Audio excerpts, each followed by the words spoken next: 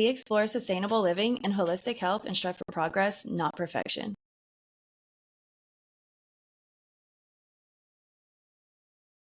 Hey guys, welcome back to our podcast. Thank you so much for continuing this journey with us. We really appreciate everyone's support and I've been seeing a lot of new followers on YouTube and stuff, and I always go and click like who they are and see if oh, is it somebody I know or whatever.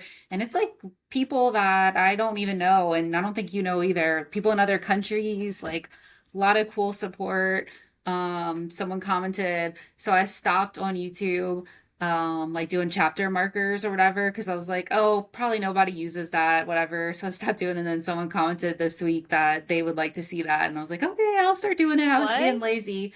Like chapter markers where you can go in and let's say you only want to listen, like if you listened last week, you only really want to know about homeschooling, then you can go and just go to the homeschool section and skip everything else. Oh, and they liked that. They want that. So they have spoken, and I will abide by the request. I am glad to start doing it again. It's not that hard. But it was cool. Like someone actually gave some insight, and I'm happy to do it. Yeah, that's exciting. I thought about checking it the other day and I haven't. So I get notifications when we get new subscribers, and so I always like to go and look and see who they are. And I haven't looked today to see how many views it's gotten. Or anything like that, but it's decent, so it's exciting that people are listening and watching and maybe learning or, feeling stuff out. So that's really cool. Yeah. I mean, even if we have a handful of people enjoying it, that is a win for me. Yep. All right. So today we are going to talk about a subject that Rachel and I are both pretty passionate about. We're going to talk about herbal medicine. People might think it's crazy. Some stuff maybe does feel a little crazy at times, but it's definitely something that I have started. I mean, really, you got me into it last year about the time when we went to the cabin, probably last summer. I remember you made some stuff and it got me interested. So we kind of live in this time where herbalism is this lost art form, this lost thing, kind of like we were talking about in one of our other podcasts, 2 podcasts ago, about conventional medicine and herbalism and stuff like that. And so a lot of times herbs can be used to restore and maintain health in the body and mind and all that stuff. And then we also have conventional medicine, which is great for an accident, a trauma, an acute illness, something like a bad infection, surgery, stuff that we need to have.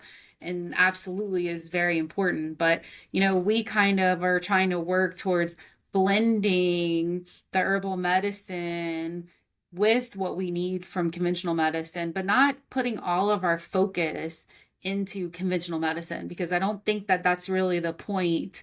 Well, I mean, if you ask their, conventional medicine's pocketbook what the point of conventional medicine, of course, it's to be lifelong customers and be on 15 different medicines, but that's not the vibe that we're going through or going for. Right. Yeah, so we kind of have a lot to talk about today. Very exciting. It's something that I'm passionate about, you're passionate about, so I'm happy to have this conversation today. Yeah. We definitely want a harmonious relationship between the two.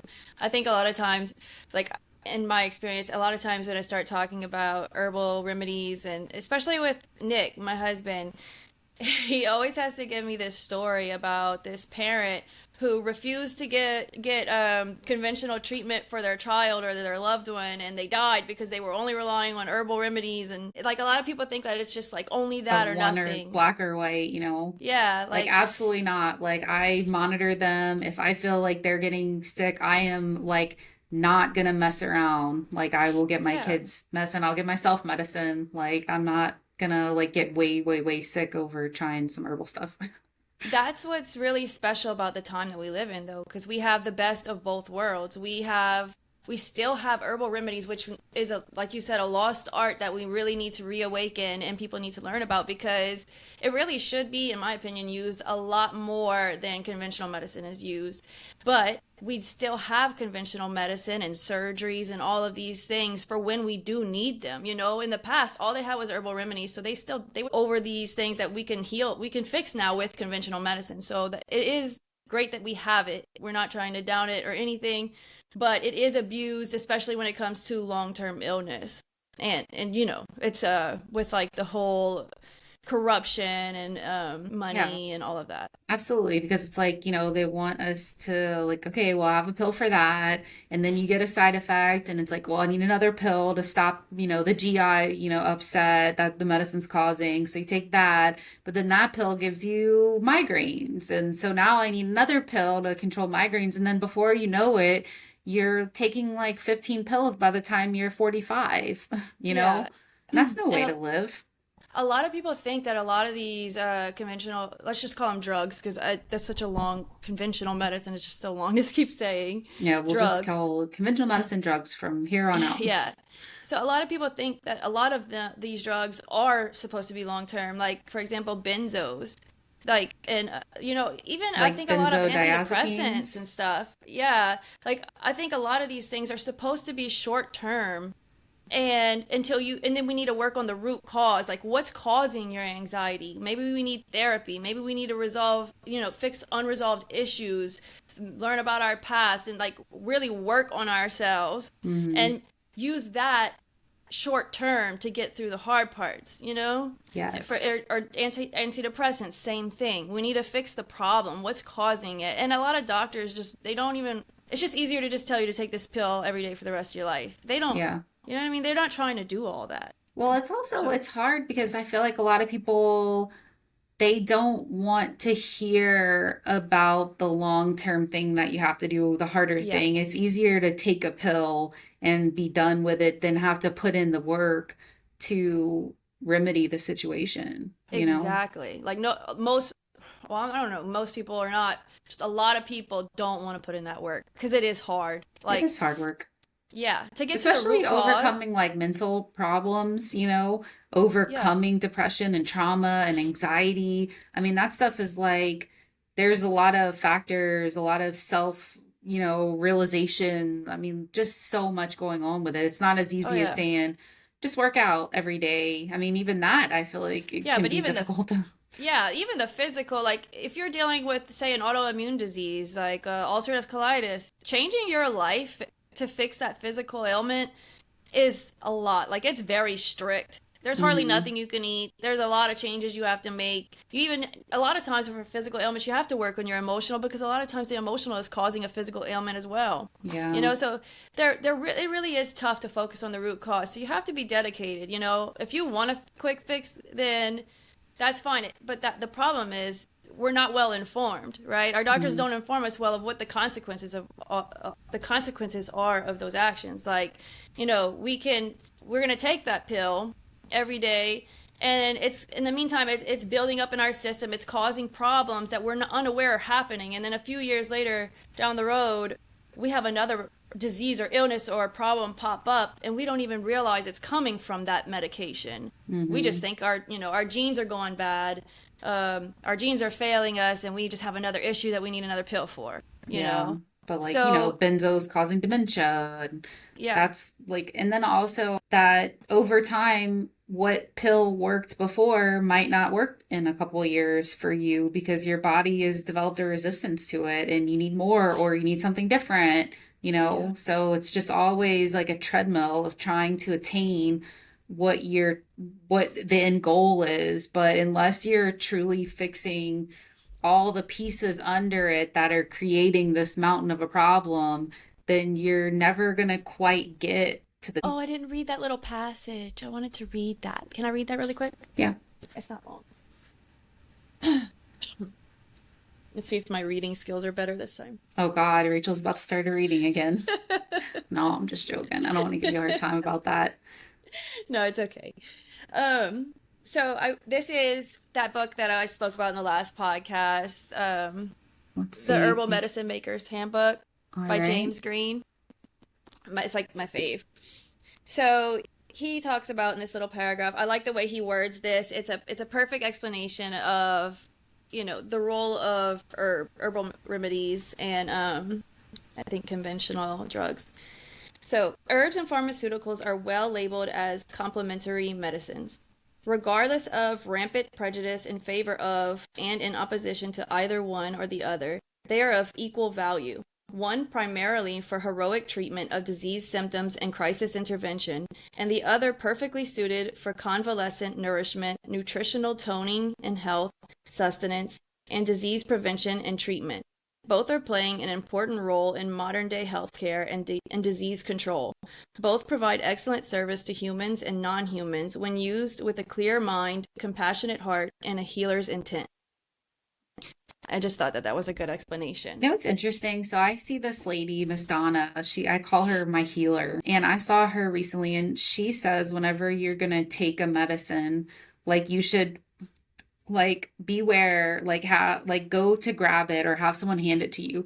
And how does your actual physical body react to it? Are you leaning forward to take it, or are you backing up from it? And she says like she tries to be very like cognizant of that, because it might be your body's like way of being open to it or not, you know? I So, love that. I agree with that 100%. That's pretty much like muscle testing.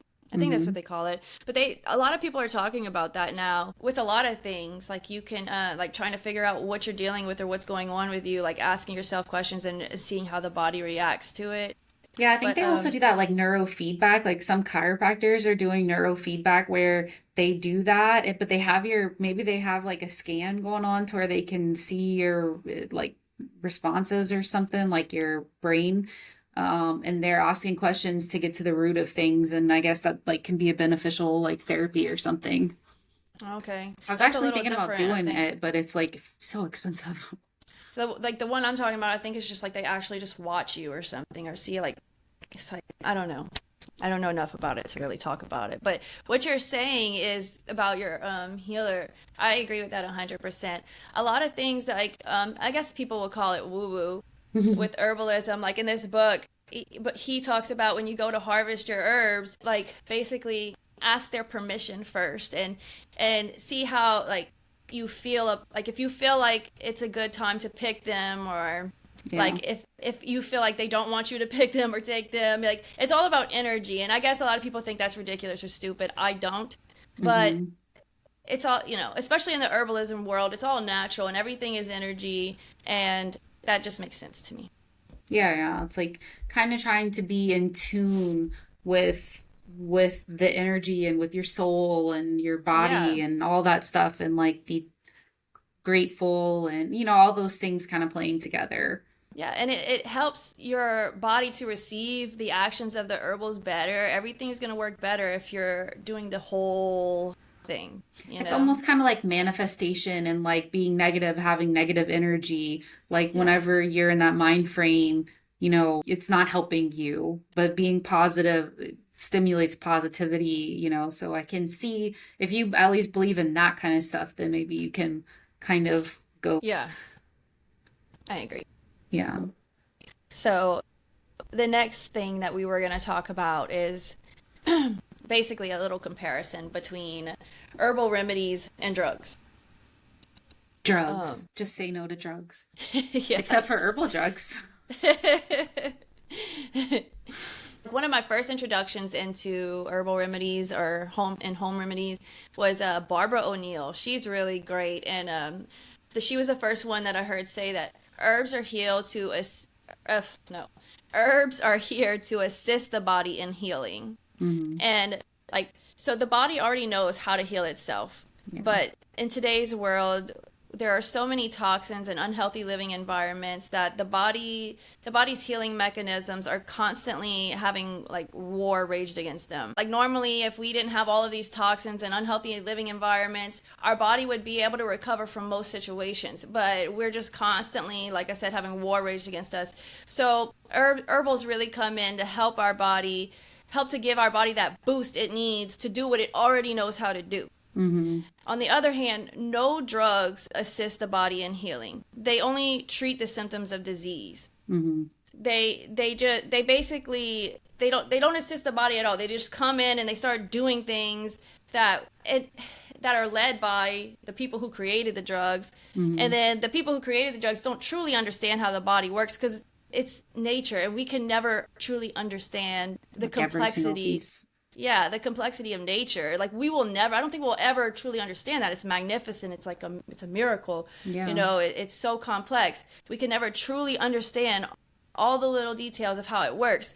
So we're just going barging in there, telling the body what to do and how to do it, and we're causing issues a lot of the times, especially on the long term. So, like, for instance, like your body knows how to fight a common cold, right? I mean, obviously, we've been getting sick forever. It knows exactly what to do. But whenever you are eating poorly and you're not sleeping and all these different factors, you have GI issues, leaky gut, whatever, then your body's not, it's so busy, focused on all those other things. It's having a hard time just doing this basic thing like fight a cold. So it's Yeah. like you're going to find whenever you have that problem that you're more sick, more, maybe it lasts longer, it's more frequent or whatever, because your body's just like overwhelmed. It's like, dude, just back off me right now. I'm dealing with enough Yes. shit right now. Okay. Right. Yeah, like if your body was talking, that's exactly what it would say. Like, dude, give me a Like I've got break. enough going on. And then also, one herb can treat many, many things in the body. So plantain is like my favorite herb. It's good for itches, stings, a lot of things going on the skin, but it's also good for colds and flus.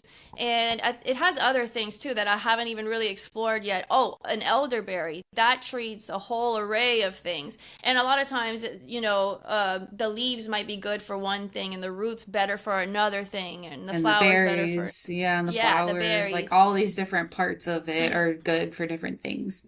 Yeah, and then sometimes you want to use all of them together. Like I was looking into St. John's wort the other day, and I have some growing, and I've been harvesting the leaves separate from the flowers. And I was kind of looking up the different effects from the flowers and the leaves, but I read that when you're using St. John's wort for like depression or just for your like a mood boost, it's best to use the whole thing, not the root, but like the leaves, the stem, and the flowers, Yeah. because it's basically like a whole body approach, like looking at the body in as a whole, looking at the plant as a whole. Like you need the whole plant to get the whole value from it in that situation, at least, you know? Dude, I So, just like I'm having a memory, okay? You're gonna have to go with me. I remember going to Walmart with your mom and she was looking at the like supplements and stuff, and I think she was looking for like kava kava or like these like St. John's wort, like these kind of like anxiety kind of oh, medications. really? You don't remember this? No. But Yeah, I remember. that sounds like it could definitely be true. And like we were all joking because it was like weird, like kava kava, like being silly about it. Yeah, no, I don't know. I don't know. It almost sounds kind of familiar, but I have no idea.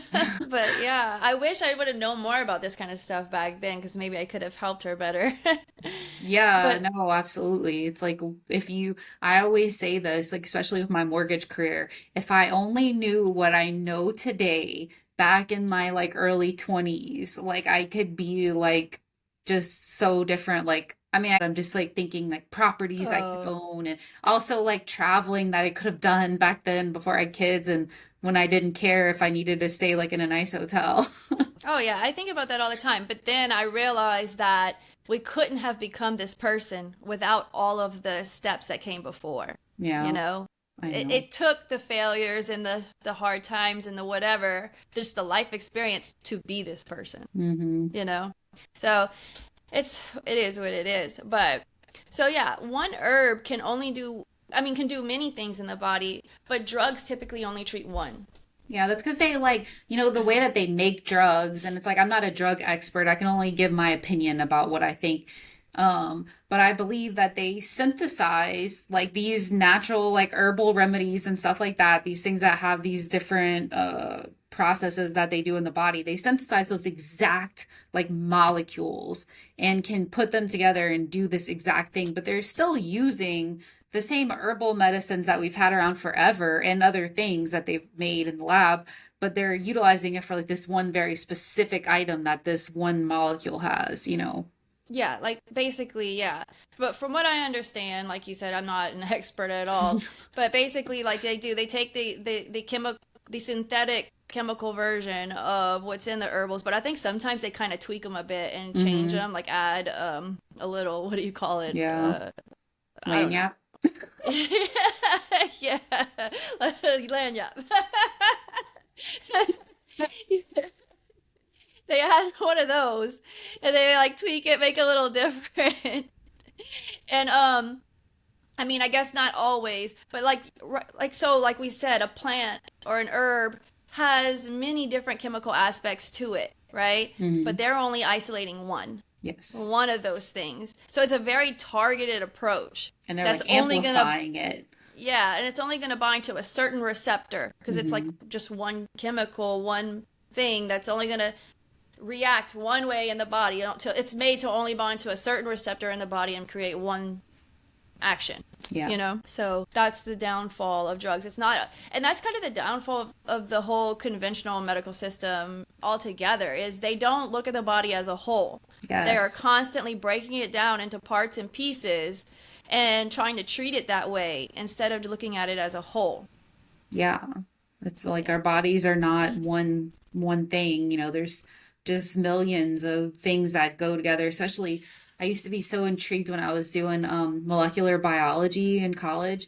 It's just like amazing how the body works and the different Oh like yeah. ion exchanges and crazy things that are happening on a molecular level, That you was know. my favorite part of college. And high school, I took biology 1 and 2 in high school, and that's what like got me into it. I was like, oh, I'll go be a nurse because I love biology, which later found out that like I don't want to be a nurse at all. Hmm. But but yeah, I loved biology and microbiology. That was my phase. The body is so amazing. Yeah, so I think it's really Um, cool. Like you like to like grow herbs and you have a bunch of different stuff. I'm more into like the buying herbs. I don't know if I have the desire to grow them, but I do like that you do it because it's like so like sustainable. yeah, and that's fine, and we'll get to that later, talking about just if you're gonna buy them, like what to look out for. Mm-hmm. So the side effects of herbs are typically very few and mild. Mm-hmm. They do have some dangerous herbs out there, but we're typically not playing around with those. There are so many safe herbs out there that we don't really need to play around with dangerous stuff, I feel. Um, and I think the way it kind of appears from the outside when you first start learning about herbal remedies is you think, oh, I need like, this is what I thought. Like, I started buying probably 100 different herb seeds for all these different plants because I was like, I need this one for this and this one for that. But like I said, you come to find out that one plant treats an array of things. Yeah. You like this book, it talks about 35 medicinal, or the top choices, the top 35 that they would choose, but you don't even really need 35. you Yeah. know I guess that would be a perfect world, but there's probably just a handful that you could treat a lot of things in your family with. So yeah, the side effects of herbs are typically few and mild, whereas with drugs, they are often many and can be severe, as we all know, right? I mean, look Yeah. at the commercials and our Yeah, exactly. It's like this may cause like diarrhea and headaches and cancer and death and strokes. Yeah, I mean, just like you're like, oh, really? Okay. Sounds lovely. yeah. Sign me up. Yeah. And then, so the onset of action with herbs, it might be slow. A lot of times it is. It's not as quick and direct and relieving, as quickly relieving as like Like an Tylenol, Excedrin. ibuprofen, or Yeah. yeah. But so they're slower to work, but they do work. Whereas drugs, they're usually rapid and direct. And that can be true. I have had some herbal remedies work pretty quickly, but yeah, it's just what's important to you. And I mean, if you're really, really suffering, then go ahead and take that. Just remember, not it's not best to do long term. And another thing is you can grow and make your own herbal remedies to almost at no cost almost, whereas drugs are extremely expensive. Well, there's a lot of herbal remedies that are in our backyards and like down the street on like Yeah. a hiking path and stuff. It's like crazy if you actually get like a foraging book or go start going to like foraging like events, local events and stuff like that. Like what you'll learn is like right around us. And like if you follow people that are into this, like Rachel, like she was posting stuff about clovers and I'm like looking at a big clover patch and dollar weeds and I have those in the backyard. Like there's so Yeah. many things that are just around us and I know you said it before, it's not like a coincidence that all these like invasive like weeds, we say invasive because we want these like manicured grass like lawns, but these aren't there for no reason. They're there for a reason. It's like telling us, like Right. beckoning us, look Yeah. at me. I'm right here. You're gonna pull out another one? No, look, I'm for a reason. Yes, exactly. And if you would just stop poisoning them, which is funny, like sometimes you have to go to great lengths to kill these things. Like Yeah, they want freaking to grow. Roundup. Yeah. So, like, I just started letting things grow in my backyard. You know, it's fenced off. You can't see it from the street. So I don't have to really worry about what the neighbors think. I let things grow wild, and so many things have popped up. I've got wild lettuce, which is good for pain. I haven't tried it personally yet, but I'm so excited to. I just have I have all of it dried and ready. I just need to make a tincture. But that's really cool. And I have the dollar weed, the white clover flowers. That was amazing. Me and my daughter and Bentley ended up getting sick. We were all sick with a cold. It was pretty like it lasted for a while. Finally, I the tincture was ready and we started using it, and we were better in 2 days. That's You know, amazing. yeah. So like, there's so many things that you just thought were, and plantain that grows almost everywhere. So many things you probably saw your whole life is just Elderberries medicine. grow like very Oh popularly yeah. around our area. Yeah, we have some growing in this back ditch along that I never even realized, you know, because I wasn't paying attention. Hmm. There's But lots of good stuff around us and lots of different ways that you can utilize medicine. It doesn't have to be in a pill, you know. So some right. people are like, I don't want to make pills. And like, I'm not trying to make pills either, you know? I mean, but you can. They have these pill Yeah, because I make my own turmeric. I grow my own turmeric, which is super easy to grow. Because if you're gonna buy turmeric pills from the store, they're really expensive. they are. I mean, like $35, $40 a bottle. And Mhm. turmeric just grows. It's like something you put in the ground and it just grows. At least here, anyway. You know what? From You need to start selling me some of the stuff because like I'm a consumer, but I'm not a producer. And Yeah, and I will actually buy. that's in the works. That's what I've been talking to Nick, like we want to start an apothecary because we've got the honey and we've got the herbs growing. I just need to do it on a bigger scale and start making things. But yeah, I do plan to do that. Cool. I But will be your first customer.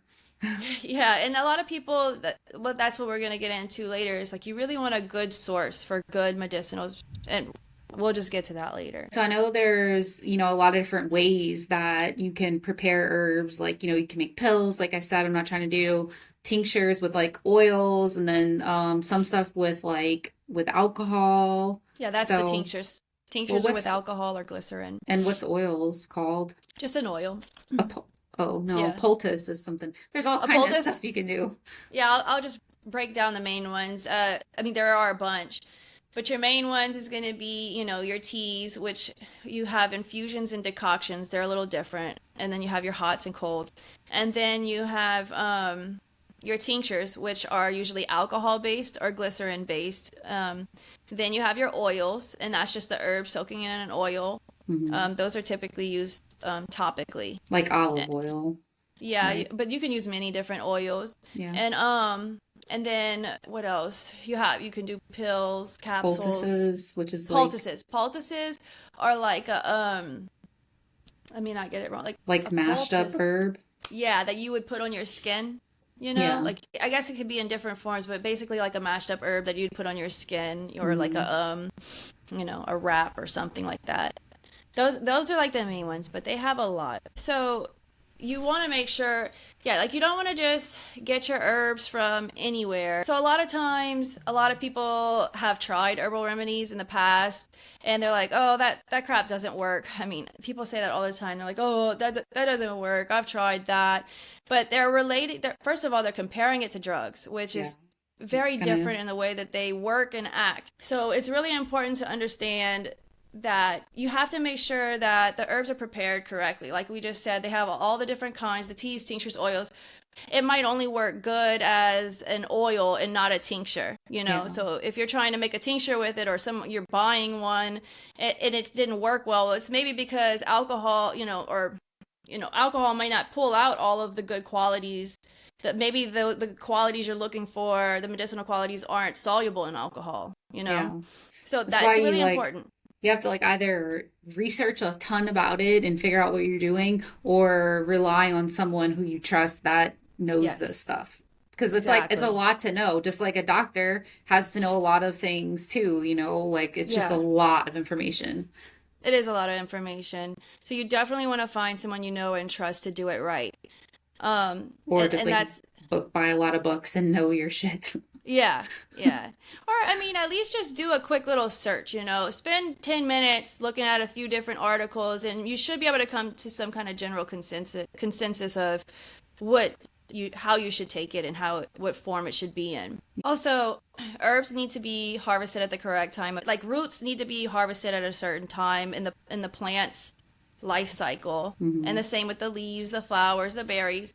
Everything needs to be harvested at the right time to get not that it's like a do or die, but it's to get the best value out of it, because you want to, like, typically you would want to harvest the roots when the plant is dormant, right? Like when it's not focusing on growing, when it's focusing on growing its roots, because all of the activity is going on in the roots at that time, right? And then the same for the stem and the leaves and the flowers. Also, you want to make sure, like, if you're going to get dried herbs, you want to make sure that they were dried correctly. If they're dried at too high of a heat, you're going to destroy a lot of the medicinal and nutritional qualities of the herb, and it's pointless. You may as well not even do it if you're going to put it in like a dehydrator. And that even goes for food too. Like I want to say, if you do that for like fruits and stuff, you're losing your nutritional value by heating it up like that, right? Yeah, I mean, so if you're going to use a dehydrator, you want to get one where you can control the temperature. I think typically, don't quote me, check it, but I think if you're going to dry herbs, you want to do it at like 90 degrees or below. Oh, wow. That's like really low. I mean, that's like lower than our outside. Yeah. And that's what I was about to say. Basically not hotter than what it would be in nature, right? Yeah. So I air dry all of my herbs. I find, because I have a dehydrator, but it doesn't control the temperature, and I'm pretty sure it gets way too hot, and everything I've ever put in there, it turns brown. The herbs should hold their original color for the most part. I mean, they're going to look a little they're not going to be as bright as they were, but they're not going to be like brown. Right. They shouldn't be brown if it was a green leaf and so forth. And I see that with everything I air dry, it has its original color for the most part.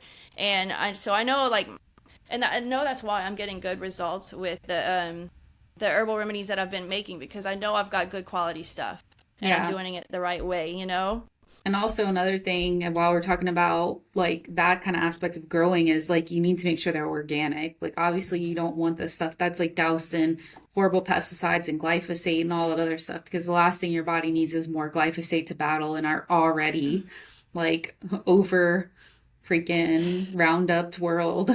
Yeah.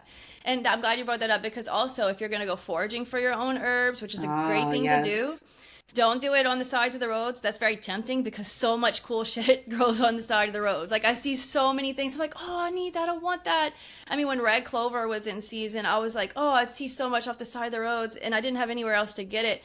And I was like, oh, I can't though, because that's all full of exhaust fumes. Yeah. And possibly if they spray on the side of the road. Yeah, and they always spray on the side of the road. So you're guaranteed that in the exhaust. I didn't think about the exhaust, but yeah. You have to be really careful where you're foraging and make sure it's not like, contaminated with stuff that you don't want to ingest. Yeah, from what I read, you want to make sure it's at least 50 yards away from roads, or maybe just even public areas of any kind, I would say. And another good one, this is something I didn't know or understand. From what I've been learning, herbal remedies need to be dosed more frequently a lot of the times. I'm not going to say always, because obviously herbs can be so different from one another. But I found a lot of times, especially with like teas or tinctures, maybe even, especially teas, like if you're going to use a tea for a cold, you might have to consume that tea 3 to 4 times a day for a few days for it to actually work. And to me, that was a bit much. I thought like, once a day should be good for a few days. No, like it needs to be 3 to 4 times, or the tincture might need to be a dropper full 3 to 4 times a day. That's what I had to do with the white clover tincture. Yeah. But no, what I mean, it's like again, it's not like conventional drugs, conventional medicine, that it's like made to be extremely strong and bind to the exact receptor that it needs to bind to, or like working through a couple more like difficulties, maybe not difficulties, but things that the medicine has to do. Right, like it's not as easy for it. It's much more subtle and like just subtle, soft on the body, right? Like it's not such an extreme thing, so you need more of it. I don't know if I'm explaining that correctly. You know what I'm saying? Like it's not such a like powerful thing you're ingesting at one time. So it's okay and safe and better to consume more often. But then in the same breath, we get into the safety, right? The safety of medicinal herbs. This is another thing that I didn't know or understand. I thought maybe I could make a tincture that would, like a moringa tree, the leaves and everything, they are full of so many vitamins and nutrients. I was like, I could just make some kind of herbal remedy with that and take it daily as a vitamin. And I'm not sure, maybe you can with that one. There are some that you can do that, I believe, but a lot of the times it's not wise to take one every day without a break. Yeah. You can distress your liver and cause other problems. So it's really wise to know and understand how often you should be taking these herbal remedies and how long of a duration. Yeah. Like, you really need to find that out before you start taking them. I You don't really want to need cause to problems. learn more about that because, this year especially, I've started taking a lot more supplements to try to stop menopause because I'm going through that very, very, very early. And I wonder, some of the stuff that I take, like maca, for instance, I've been taking that pretty consistently the whole year. And I wonder if they're like, am I supposed to just keep taking that indefinitely? Or like, is there an Yeah, ending point because or a break or something that I'm supposed to give my body? when you buy it, they don't say it on the packaging. I mean, I don't know. I'm pretty sure, like by law, that I don't know if how much they can say on those packaging, on the packaging of these supplements and such. So you really need to do your due diligence and look into that. Also, with a lot of herbs, you don't want to do too little, but you don't want to do too much either, like even in a specific dose, because a lot of times the herb, like whatever ailment the herb is supposed to treat, if you take too much of it, it can actually cause that problem. Mhm. So that's another thing. We need to be careful of the dosage. Like if you're going to go make a tea, make sure you know how many grams of herb to put in that tea.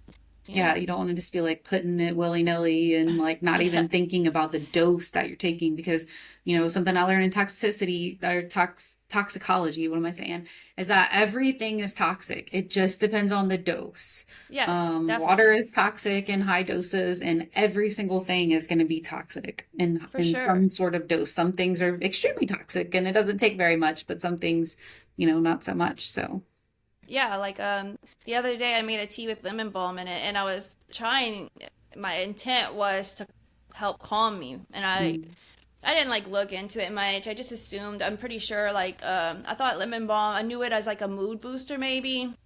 Not really sure. I just was being willy-nilly about it. mm, I grabbed a bunch and put it in the tea, and I ended up having anxiety. yeah. And I'm pretty sure I just put too much of it in the tea. Hmm. So, yeah, lesson learned. Um, Another thing, if you're just starting this journey, which I'm sure you are, you wouldn't be listening to this podcast, stick to the common herbs. Yeah. I think I kind of mentioned that earlier. Don't go off trying stuff that people don't talk about often, that you can't find much information on. Like, you should be able to find like a whole array of information on the internet, of one herb. If you're struggling to find something, and plus just stick to the stuff you've heard of for Yeah. now until you have a lot of experience with it, because it can get pretty wild. Yeah, And and it's like try it for something, and if it doesn't work and you've tried it consistently and you've researched it and you want to try a different one or whatever, just like try one thing, and then if it doesn't work, try the different thing that could work for it. But yeah, and I also don't go to like the recommend, extreme ones quickly. yeah, yeah, because that's something I would do. I guess that sounds like common sense, but for me it's not. I would have done that. But also, like, I'm saying the internet, but I really recommend like buying one or two herbal books Mhm. and sticking with the knowledge in those books. The internet is so full, like I've experienced this myself, like you're gonna find so much conflicting information on there about the same herb. Like it's just so wishy-washy, people doing it in so many different ways, and now we have AI out here writing blog posts that a lot of times Yeah, isn't it's even like correct. So it's it's kind of crazy. dangerous. Yeah, like I would recommend getting a book from like Rosemary Gladstar Yeah. or James Green, David Hoffman. I think that was it. David Hoffman. Yeah. Those are some trusted good ones, and stick with that knowledge. Just one source. Mhm. That's Yeah, the internet can be dangerous. So I just want to apologize really quick because my neighbor is mowing their grass and it is very loud, and hopefully it's not coming through in the podcast, but if it is, I apologize to all of you guys. I can't control it. It's fine. I hear it, but I mean, it doesn't seem to be Oh too no. bad.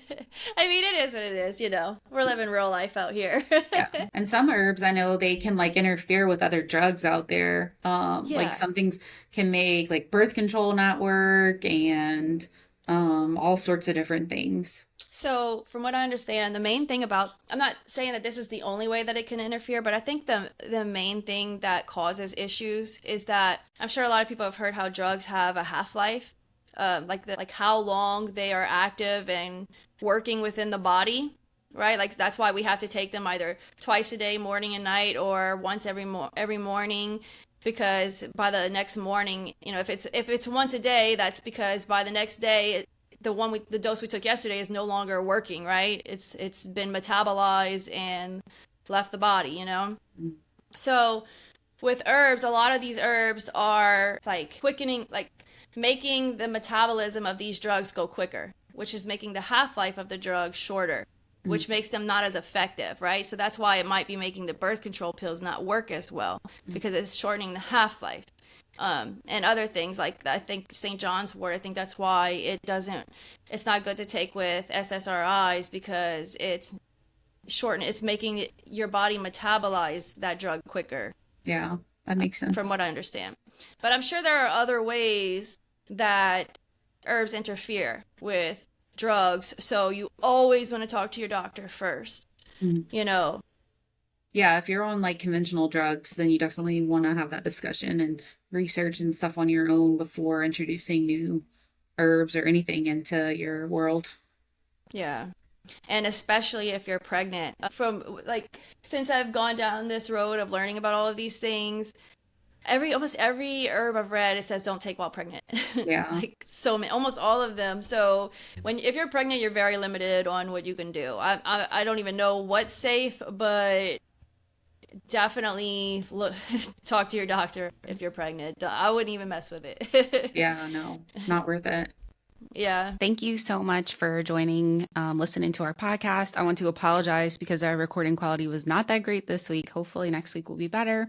But next week, we are going to talk about specific herbs that we use in our daily lives. So please join us next week for that discussion.